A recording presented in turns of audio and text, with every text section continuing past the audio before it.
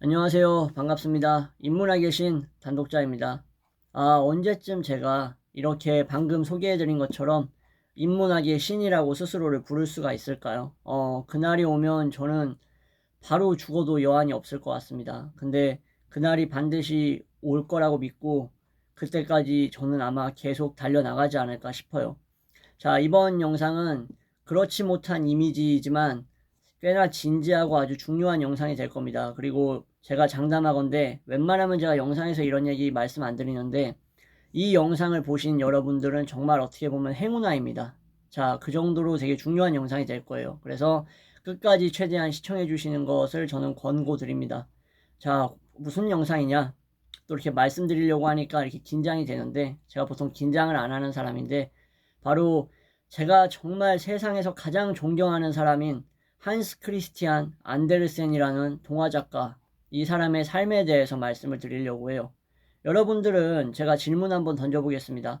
롤모델이라고 하면은 누구를 뽑으실 것 같습니까? 각자 뭐 사람마다 다르겠죠, 그죠? 부모님을 뽑는 사람도 있을 거고, 친구를 뽑는 사람도 있을 겁니다. 아니면은 뭐 학창시절에 은사를 뽑는 사람도 있을 거예요. 그렇지만 또 저처럼 이렇게 위인을 뽑는 사람도 있을 건데, 제가 봤을 때 현대인들 중에서 롤모델을 얘기하라고 했을 때 3명, 한 명 말고 3명을 바로 얘기할 수 있는 사람은 별로 없을 거라고 생각합니다. 어떻게 보면 그건 되게 안타까운 현상이고 저는 그런 사람들이 좀 없었으면 좋겠어요. 무슨 말이냐? 이렇게 3명을 얘기하라고 했을 때 바로바로 얘기할 수 있는 사람이 있었으면 좋겠습니다. 저 같은 경우는 루드윅 반 베토벤, 그리고 한스 크리스티안 안데르센, 마지막 한 명은 나폴레옹 보나파르트 1세입니다.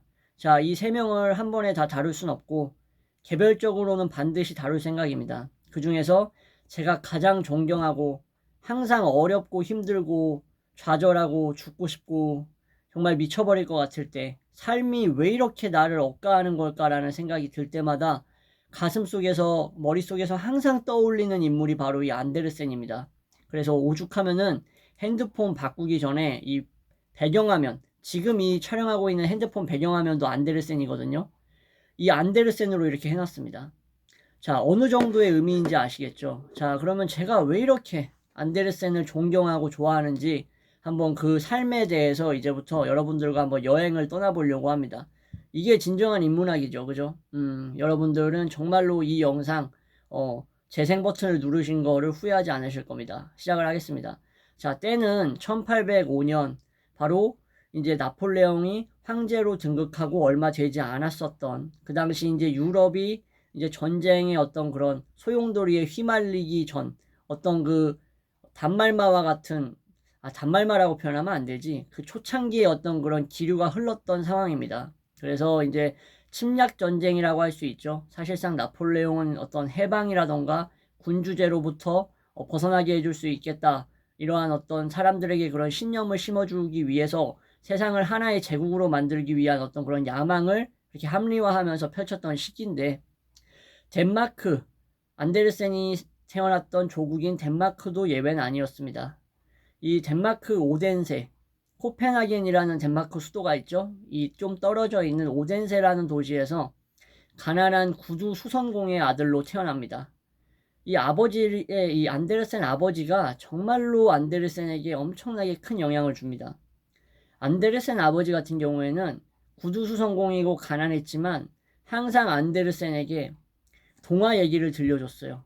뭐 여러 가지 뭐 설화라던가 민담이라던가 아니면 자기가 직접 지어낸 이야기들을 안데르센을 옆에 두고 다니면서 항상 아이가 상상력과 이 창의성이 풍부하도록, 그런 사람으로 성장하도록 도와줬던 거예요. 그러나 엄마는 그러지 못했습니다. 엄마는 약간 이런 허드렛 일도 했다고 이제 전해지고 약간 이렇게 좀 율락가 같은 데에서 일했다라고 전해지는데 자세하게 나와 있지는 않습니다. 그리고 안데르센에게는 엄마가 이전 남편에게서 나왔던 사생아라고 해야 되나? 하여튼 이복 누이가 있었는데 이 이복 누이도 율락가 쪽으로 이제 일을 했던 걸로 알고 있어요. 안데르센에게는 이러한 이복 누이에 대한 사실이 자신에게 엄청난 치부가 될 수 있다라는 것. 그리고 19세기죠, 당시에. 1805년이면. 그 당시 안데르센이 살았던 사회는 기독교적인 윤리, 특히 루터교가 거의 성행하고 있었던 사회였기 때문에 이러한 가족을 두고 있었다라는 것이 자신에게 유리할 게 하나도 없었습니다. 그래서 안데르센은 자기의 자서전에 오히려 이런 내용을 숨기고 있습니다. 하지만 안데르센을 우리가 정확하게 알려면 그가 지었던 130편의 이 동화 목록에서 그의 삶, 희노애락 모든 게 담겨있는 이 동화를 통해서 그의 비참하고 슬펐던 삶을 유추해 볼 수가 있어요. 자, 이렇게 구두수선공의 아들로 태어난 안데르센은 아버지의 영향을 이제 받으면서 살아왔지만 아버지도 역시 이 징집됩니다. 징병이 돼가지고 당시에 이제 유럽에 휘몰아쳤던 전쟁에 이제 참여했지만 아들한테 약속을 해요. 안데르센한테 아버지가 반드시 살아서 돌아오겠다고 얘기를 합니다. 안데르센하고 약속을 지키긴 지켜요. 그래서 살아서 돌아오지만 병을 가지고 돌아와서 결국 시름시름 앓다가 한 여름쯤에 안데르센 곁을 떠납니다. 안데르센은 엄청난 좌절에 빠졌어요. 왜냐면은 아버지는 그냥 양육자가 아니었어. 일종의 자신의 대화 친구이자 자기가 삶을 살아가는 데 있어서 현실을 아름답게 바라볼 수 있게 해주었던 장본인이었던 거죠. 근데 그 슬픔에 오래 빠져 있기에는 집안 상황이 너무 어려워지고 가난해졌던 거예요. 왜냐면 아버지가 이제 생계를 이제 이어오는 데 있어서 큰 몫을 담당했던 사람이었으니까. 안데르센의 엄마 같은 경우에는 안데르센이 노래를 부르고 이런 것들을 좋아하고 실제로 노래를 잘 불렀어요. 근데 이제 그런 아들의 모습이 못마땅했어요. 그래서 안데르센이 돌아다니면서 뭐 노래를 부른다거나 아니면은 돈을 조금이라도 벌어보려고 당시에 부자들이라던가 아니면 사람들이 몰려있는 곳에 가서 노래를 불러주고 아름다운 목소리를 들려주고 돈을 받아오는 것을 너무 못마땅해 하면서 야, 이렇게 살 순 없다. 그 돈 얼마나 된다고 그렇게 살아가느냐. 너는 수습공으로 들어가서 기술을 배우는 게 지금 중요하다라고 얘기하면서 아들을 수습 공장에다가 이제 밀어붙입니다. 거기에 다닐 수 있게 이제 보내요. 근데 이 수습 공장에 있는 사람들이 얼마나 어리석고 예술이라는 것을 모르는 사람들이었겠습니까? 그죠? 안데르센이 딱 가니까 안데르센의 얘기를 이제 어느 정도 알고 들어왔던 사람들이 안데르센에게 노래를 부르라고 시킵니다. 안데르센은 거기서 정말 남자의 목소리로서는 들어볼 수 없는 아름다운 목소리로 노래를 해요. 그러면서 진짜 여러분들 그 그레고리오 성가라고 아세요? 거기에 나와 있는 알레그린가 하는 그 작곡가가 지었던 미제레레라는 곡이 있어요. 우리 이 크리스천들은 아실 텐데 저는 뭐 크리스천 아니지만 가끔씩 이제 잠이 안 올 때 듣는데 거의 뭐 그런 남성 성가대, 거의 뭐 거세한 남성의 목소리와 같은 그런 아름다운 소년의 목소리로 노래를 하는데 거기서 이제 막 수습공들이 성추행을 합니다. 너 남자애 아닌 것 같은데? 그러면서 바지 좀 벗겨보자 이러면서 안데르센한테 기술을 알려주기 전에 막 이런 얘기를 하는 거예요. 너가 노래를 잘 부르면 우리가 기술을 알려줄게. 근데 너가 노래를 못 부르면 기술을 알려주지 않을 거야. 이러면서 너 남자애 같지 않은데 한번 고추 잘 달려있나 한번 바지 한번 벗겨보자 이러면서 애를 성추행해요. 이때 안데르센 나이가 한 10살에서 한 12살 그 사이였어요. 그러니까는 얼마나 안데르센에게 충격이었겠습니까? 그래서 그 수습 공장에서 도망치듯이 뛰쳐나옵니다. 그러니까 너무나 서글픈 삶이죠. 벌써 시작부터. 그리고 엄마가 얼마나 쌀쌀 맞았는지 그런 얘기를 했는데도 엄마는 아랑곳하지 않고 계속 너는 기술을 배워야 된다고 얘기하고 또 제가 말씀드리지 않았던 게 할아버지가 정신병동에 있었어요. 할아버지가 광인이었습니다. 그래서 할아버지를 찾아가도 할아버지는 자꾸 횡설수설 쓰잘데기 없는 말만 계속 늘어놓는 거야. 안데르센은 사랑하는 아버지를 잃고 나서 얼마나 방황을 했겠습니까? 그죠? 그리고 나서 엄마의 곁을 떠나서 14살에 덴마크 코펜하겐으로 갑니다. 수도죠. 갔던 이유는 이 나의 노래를 통해서 그래도 먹고 살고 싶었던 거예요. 좀 더 부유한 사람들, 귀족들한테 가서 나의 능력을 인정받고 좀 행복한 삶을 누리고 싶었던 거야. 그 어린 나이에. 가가지고 근데 집이 없어가지고 하숙집도 못 구하니까 어떤 아주머니가 자기가 키우던 개집을 싸게 안데르센한테 넘겨줍니다. 안데르센의 수중에 있었던 돈은 그 수습 공장에서 노래를 불렀기 때문에 조금씩 얻을 수 있었던 그 짤랑짤랑거리는 그 몇 푼 안 되는 돈이었어요. 그걸로 개집에서 생활을 합니다. 진짜 말 그대로 개집에서 생활을 하면서 거리를 돌아다니고 구걸하고 빵과 우유를 구걸하면서 노래를 불러드릴 테니까 돈 조금만 주세요. 정말 아름답게 노래 불러드릴게요. 이러면서 완전히 막 여기저기를 전전긍긍하면서 돌아다녀요. 그러니까는 이 어린아이가 얼마나 많은 시련과 고통을 어릴 적에 겪었는지 여러분들 상상이 되시죠? 안데르센은 그렇게 하다가 결국에 시보니 선생님이라는 분을 만납니다. 이 시보니 선생님은 그 당시에 이제 뭐 노래를 가르치고 이렇게 작곡 관련된 음악을 이제 코펜하겐에서 담당했던 선생님인데, 안데르센이 이제 소문이 이제 퍼지면서 안데르센은 시보니 선생님을 찾아가요.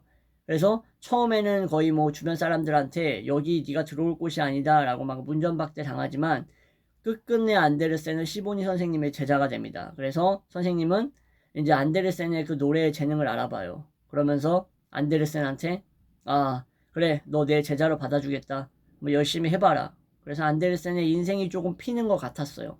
실제로 시보니 선생님을 찾아오는 사람들, 그 사람들은 안데르센의 곡을 들으면서, 노래를 들으면서 정말 남자아이가 내는 목소리치고 너무 아름답다 하면서 실제로 돈도 주고 밥도 먹을 수 있게 해줍니다. 문제가 발생해요. 근데 어떤 문제가 발생하냐면은, 안데르센은 남자죠. 뭐가 올까요, 여러분들? 변성기가 옵니다. 변성기가 오면서 원래의 목소리를 잃어버리게 돼요. 그래서 시보니 선생님도 더 이상 너는 노래를 할 수 없다라고 하면서 미안하다 그러면서 내쫓습니다. 참 냉정하죠, 그죠? 얘가 내쫓겨 나가면은 어디로 가야 할지 알 수 없는 애인데 내쫓아버려. 더 이상 노래를 부를 수 있는 가치가 없다라는 거야. 그래서 안데르센은 결국에는 배우가 되고자 합니다. 그래서 극단에 들어가요. 극단에 들어가서 내가 여기서 먹고 살면서 허드렛 일 다 할게요. 무대 꾸미고 장치 설치하고 배우들 관리해주는 거 제가 다 할 테니까 제발 이 극장에서 있게 해주세요 라고 얘기하면서 구걸하면서 지냅니다. 그런데 극장 관계자는 매몰차게 또 거절합니다. 문전박대를 해요. 안 된다. 너 같은 애 필요 없다. 우리 이미 인력 충분하고 너가 들어와서 살 공간 없어. 이러면서 안데르센을 쫓아냅니다. 근데 여기서 애걸복걸 하는데 내가 이 얘기를 들으면서 가슴이 미어 터질 것 같더라고, 진짜로. 그래서 아무튼 지금 막 가슴이 막 울컥하는데 이야기를 계속 해야 되니까 진행하겠습니다. 자, 아무튼 이렇게 해가지고 극장에서까지 쫓겨났지만 정말로 인복이 있었던 것 같아, 안데르센은. 이 당시에 영국의 의원이었던 요나스 콜린이라는 사람이 있어요. 이 요나스 콜린이라는 의원을 알게 됩니다. 그래서 콜린 이 의원이 안데르센의 이제 이러한 어떻게 보면은 오기와 끈기, 이러한 것들을 보면서 안데르센을 가엽게 여겨가지고 받아들여 줍니다. 그래서 안데르센한테 이런 얘기를 해요. 너가 지금 배움도 교양도 부족한데 너가 예술가가 되고 싶어 하는 것 같지만 일단 학교를 마쳐야 된다. 학교를 마치지 않고서는 너가 살아나가기가 힘들다. 그러니까 내가 이제 덴마크 국왕한테 말씀드려 볼 테니까 돈도 좀 이렇게 보태주고 해서 너에게 이제 정규 학교 교육을 받을 수 있게 도와주겠다. 해서 안데르센을 학교에 보내지만 안데르센은 학교 교육에 잘 적응을 못합니다. 가가지고도 학교 교육에 이제 충실하지 않고 시를 쓰는 거예요. 계속 뭔가 작곡이래. 이게 뭔가 자꾸 이제 작가가 되고 싶으니까 막 글, 소설, 시 이런 것들을 쓰는 거야. 학교에서 어땠겠어? 안데르센을 미워했겠죠. 그래서 교장 선생님이 엄청나게 얘를 막 미워합니다. 슬라게스라고 하는 이 도시라고 해야 되나? 거기에 있는 이제 고등학교를 이제 다녔는데 대학교하고 잘 적응을 못해요. 그리고 나서 다시 쫓겨져 나오자 콜린, 일종의 양아버지죠. 일종의 양아버지였던 콜린 의원이 왜 그렇게 쫓겨났냐라고 얘기하니까 안데르센은 사실대로 얘기합니다. 그렇지만 안데르센에게 있어서 교육을 받는 거는 필요했어요. 그래서 이 콜린 의원은 다시 한번 안데르센을 설득하면서 그래, 뭐 너가 시를 쓰고 이런 것들을 막을 수는 없지만 그래도 최소한의 교육은 받아보자 해서 교육을 다시 받게 도와줍니다. 그래서 안데르센은 결국 그것을 뭐 어정쩡하게 마치기는 마쳐요. 하지만 그 와중에도 그 계집이라고 불리는 곳에 가끔씩 들어가가지고 거기서 이제 뭐 작곡, 그죠? 글을 쓴다거나 하면서 자기가 쓴 시, 소설 같은 것들을 길거리를 돌아다니면서 판매하려고 합니다. 사람들을 붙잡고 이 책을 사주세요, 읽어주세요 하면서 계속 그러는데 사람들은 관심이 없지. 귀족들은 뭐 하는 놈이야? 들어보지도 못한 것 같은데 뭐 이런 소설을 썼어? 그리고 관심이 없습니다. 그러다가 즉흥신이라는 이 안데르센이 쓴 책이 이제 조금씩 이제 인기를 얻으면서 안데르센의 삶도 좀 달라지고, 이 콜린 의원이 안데르센을 정말 자기 둘째 아들처럼 이렇게 지원을 해줘요. 그리고 첫째 아들이었던 에드바르라는 이 남자아이와 안데르센은 우정을 쌓습니다. 나이 차이는 별로 안 났지만 안데르센이 형이었어요. 근데 문제가 발생합니다. 또 안데르센은 아이와 같은 사람이었는데 이 어른과 같은 사람이었던 일종의 냉소적인 에드바르와 조금씩 성격이 안 맞기 시작해요. 처음에는 둘이 되게 잘 어울렸어. 근데 에드바르를 어느 순간 안데르센은 뭔가 그냥 동료라던가 친구 이상으로 느낍니다. 무슨 말이에요, 이게? 양성애자였기 때문에 안데르센이 에드바르를 사랑하는 마음이 생기는 거예요. 진짜로. 그래서 에드바르한테 이 말을 어떻게 고백을 해야 될지 고민하다가 얘기를 하니까 에드바르가 질색을 하면서, 정상적인 이성애자면 질색하겠죠, 그죠? 질색하면서 안 돼, 난 더 이상 너 이런 얘기하면은 널 만날 수 없다라는 식으로 매몰차게 거절해버립니다. 그리고 안데르센이 사랑했던 여자가 있었는데, 안데르센이 사랑했던 여자는 이미 다른 남자와 약혼을 했던 여자예요. 리보르라는 여자였는데, 안데르센에게 이제 엄청나게 이제 영감을 줬기 때문에 초창기에 이제 글을 쓰는 데 있어서 리보르를 생각하면서 글을 썼었어요. 근데 문제는 비극적인 사랑이었어. 왜냐? 이미 유부녀가 될 여자였으니까. 안데르센이 엄청나게 긴 장문의 편지로 이 여성한테 고백을 했지만 이 리보르라는 여성은 단 2줄로 안데르센의 이 사랑을 거절합니다. 근데 안데르센은 거절당할 게 뻔하다라는 것을 눈치챘는지 그 편지를 읽어보지 않아요. 평생 동안. 마음이 되게 여렸던 사람이죠. 아무튼 에드바르와의 어떤 그런 이성애적이라고 할 수 없는 이 뭐랄까 동성애적 감정, 그죠? 그런 감정으로 인해서 사이가 좀 어색해지고, 사랑했던 여자는 다른 남자와 결혼하게 되고, 안데르센은 그런 와중에서도 계속 글을 쓰고 여행을 다닙니다.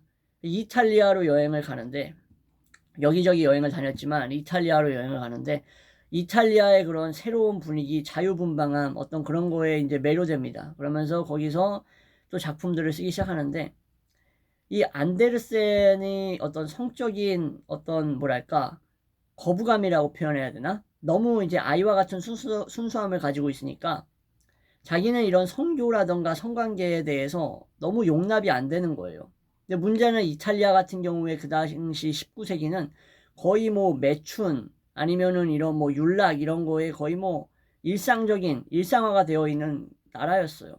거기서 어울렸던 작가들이나 아니면은 뭐 소설가들이 그런 행동을 하고 있는 걸 보면서 안데르센은 역겨움을 느끼는 거야. 거기에 동조하지를 못하고. 그리고 자기와 어울렸던 어떤 선배 이런 사람들이 막 문 열고 어느 날 찾아갔는데 막 남색을 즐기고 있다던가 막 이런 것들을 보면서 안데르센은 정체성에 혼란이 오기 시작합니다. 아, 내가 생각하는 사랑은 저런 게 아닌데 왜 저런 식으로 사랑을 하는 걸까?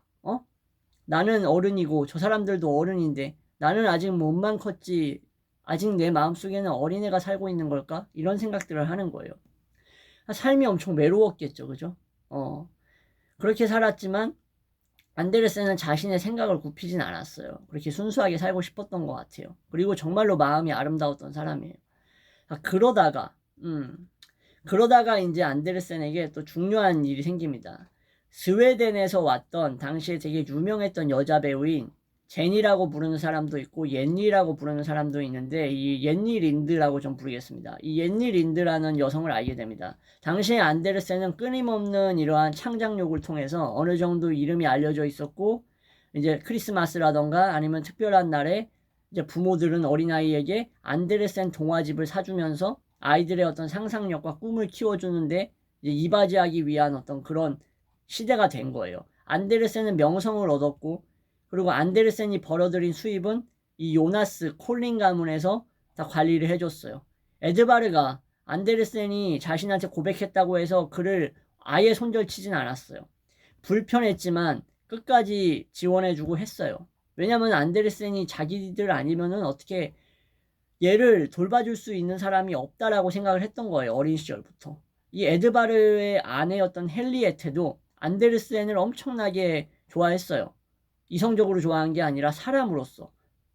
남편의 동지이자 훌륭한 동화 작가로서 항상 얘기했던 거야. 에드바르, 우리 안데르센 선생님 항상 잘 도와줘야 돼. 그렇게 매몰차게 굴지 말라고. 당신 친구잖아. 이러면서.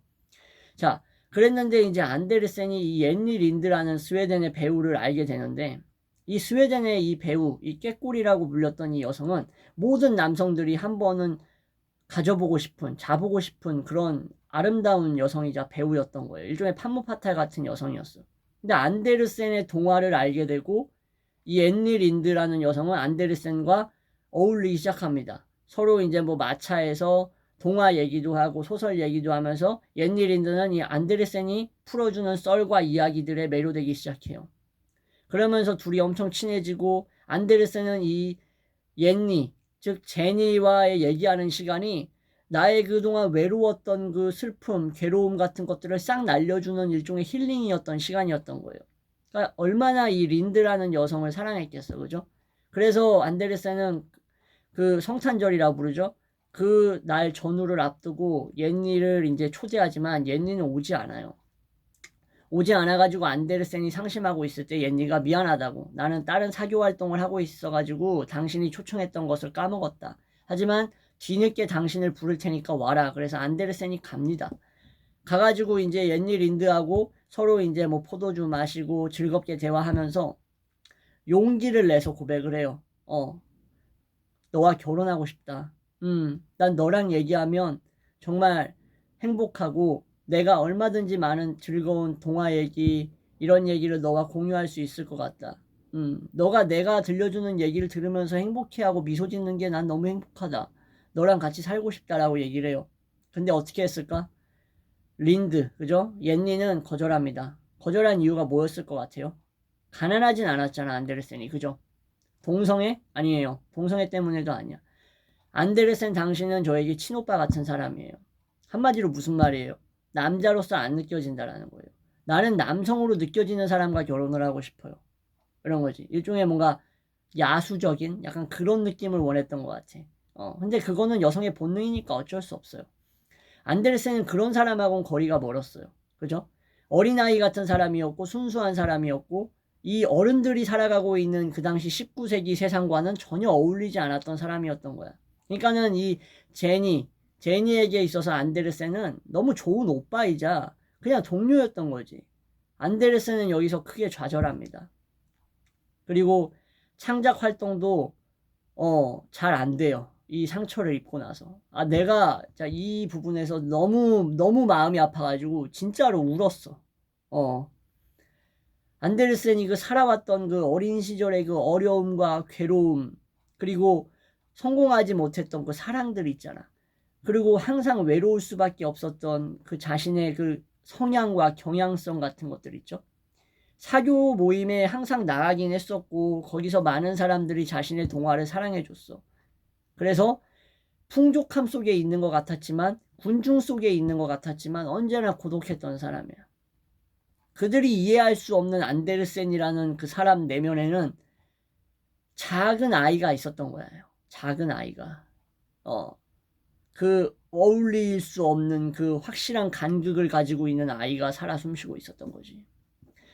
그렇지만 안데르센 주변 사람들은 안데르센을 인간으로서, 사람으로서, 동화 작가로서 너무나 사랑하고 좋아했어요.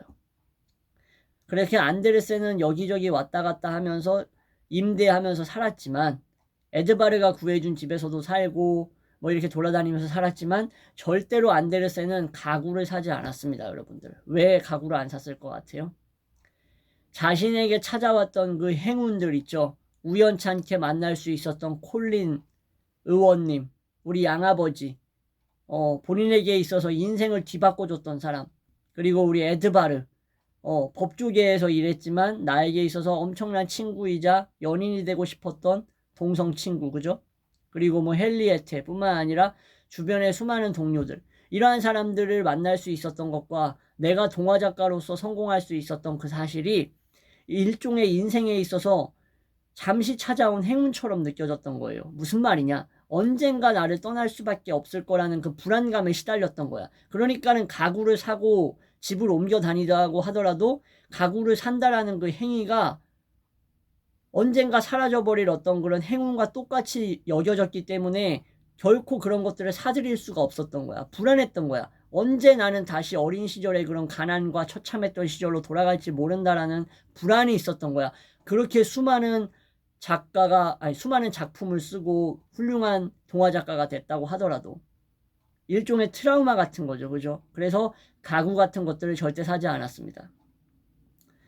그렇게 안데르센은 동화 작가로 성공했지만 결국에는 가슴속에 외로움이 있었다라는 사실과 이 우리 콜린 양아버지 의원님이 돌아가시고 나서도 에드바르라던가 그 가족들하고 그 아이들하고 그리고 주변 사람들하고도 관계를 잘 유지합니다. 그러면서 말년에 약속을 해요. 에드바르랑 약속을 해요. 내가 먼저 죽을 텐데 나이가 더 많으니까 에드바르야 내가 먼저 죽을 텐데 내가 죽으면은 이러이러한 거 해달라. 그리고 내가 썼던 책들 잘 미완성으로 남아있던 것들 잘 마무리해서 출판해줘 이렇게 얘기를 합니다. 그러니까 에드바르가 어떻게 보면 자신의 형이자 물론 뭐 자신을 이성적으로 사랑했지만 거북했지만 그래도 어때요? 한 배에서 태어난 아들이랑 형제랑 다름없잖아요, 사실상. 양아버지였다고 하더라도 안데르센에게 콜린 의원이 우리 아버지가 자기 자식처럼 돌봤던 사람이고 내 친형 같은 사람인데 어떻게 미워할 수가 있겠습니까? 그죠? 서로 어린 시절을 함께 보냈던 사람인데 그러니까는 에드바르가 이제 말년에 들어서 약속을 합니다. 당연하지. 내가 먼저 죽으면 당신보다 먼저 죽으면은 당신의 그 기괴하고 괴상한 그런 스타일, 성향을 누가 알아주겠어? 응? 당신을 온전히 이해할 수 있는 사람은 나 에드바르밖에 없잖아. 이러면서 이렇게 훈훈하게 내가 당신 죽고 나서 죽을 테니까 걱정 마. 당신이 남긴 글들 내가 마무리 다 지을 거야. 라고 얘기하고 결국 안데르센이 먼저 떠나고 그리고 에드바르가 뒤이어서 떠나게 됩니다. 자, 이렇게 해서 제가 뭐 두서없이 안데르센이라는 동화 작가에 대해서 설명을 해드렸는데 참 여러 가지 생각이 드시죠, 여러분들? 재밌게 설명을 해드렸는지는 모르겠지만 저는 이 안데르센이 너무나 위대한 사람이라고 생각합니다. 그 어려운 상황에서도 가수가 되고 싶었고 가수가 되지 않자 배우가 되고 싶었고 가슴속에서는 이 어른들의 세계 속에 어울릴 수 없는 어린아이가 살아 숨쉬고 있었고 그것을 자신의 그 외롭고 비참하고 괴로웠던 삶을 글을 쓰면서 위안을 받을 수밖에 없었던 이 한 명의 위대한 인간, 그죠? 그 속에는 수많은 자신들의 이야기가 녹아 있습니다. 그래서 우리가 많이 잘 알려져 있는 것들, 인어공주, 그죠? 이런 것들 있죠? 성냥팔이 소녀, 누구나 다 아는 동화 제목들이잖아. 이런 것들. 이런 것들 다 안데르센 작품이고 가장 중요한 작품이 뭐예요? 미운 오리 새끼. 여기서 미운 오리 새끼는 누구예요? 안데르센 본인이에요. 어울리기 힘들었던 세상과 맞지 않았던 순수함을 가지고 있었던 자기 자신이 미운 오리 새끼인 거야. 그래서 나왔던 자전적인 작품들이에요. 거의 다. 안데르센 동화들이. 그래서 어린아이들이 읽기에는 조금 부적절할 수도 있어요. 그리고 각색이 많이 됐습니다. 아이들에게 맞지 않는다라는 이유로. 하지만 안데르센의 자서전은 마치 안데르센이 엄청 행복한 것처럼 나와 있지만 그렇지 않다. 그 어린 시절, 그 비참했던 환경을 딛고 세계 최고의 그 누구도 이름을 들어보지 않았던 사람이 없는 누구나 다 알 수 있는 그러한 동화 작가가 될 수 있었던 한스 크리스티안 안데르센에 대한 얘기 여러분들께 이렇게 시간 내서 말씀드렸습니다. 정말 너무나 제가 사랑하고 존경하는 사람이고요. 안데르센 생각만 하면 그냥 내 인생이 힘들 때 안데르센 생각하잖아? 그럼 막 울컥해. 막 말문이 막혀. 막 울 것 같아. 막 스스로가 뭐랄까. 진짜 이거는 제가 오버하는 게 아니라 진짜 제가 너무나 좋아하는 사람입니다. 여러분들 꼭 안데르센에 대한 글이라던가 동화 한번 읽어보셨으면 좋겠고요. 제가 마지막으로 영상 마무리하면서 그래도 안데르센이 루터교 신자였기 때문에 안데르센에게 보내는 기도를 하고 마치도록 하겠습니다. 안데르센 선생님, 선생님을 생각하면서 이 살아가면서 그 어떤 힘든 어려움과 괴로움이 나와도 반드시 이겨내고 꿋꿋이 보란듯이 살아내겠습니다. 그래서 위대한 작가는 아닐지라도 위대한 인문학자로서, 인문학의 신으로서 명성은 얻지 못할지라도 반드시 남부끄럼 없는 신 앞에선 단독자로서 당당하게 살다가 세상을 떠나겠습니다. 한스 크리스티안 안데르센, 내 영원한 영웅, 내 영원한 희망. 하늘에서도, 그리고 한 생이 있다면 다시 살아나서 다음 생에서도 영원히 안데르센 더 이상 그렇게 어린 시절처럼 괴롭고 고통스럽고 힘든 환경이 아니라 남부럽지 않은 행복한 환경에서 자신의 재능을 마음껏 펼치고 세계 최고의 가수가 되고 세계 최고의 뮤지컬 배우가 돼서 행복하셨으면 좋겠습니다. 너무나 사랑하고 존경합니다. 네, 이렇게 영상 마무리하겠습니다. 지금까지 긴 영상 시청해주셔서 정말 감사합니다.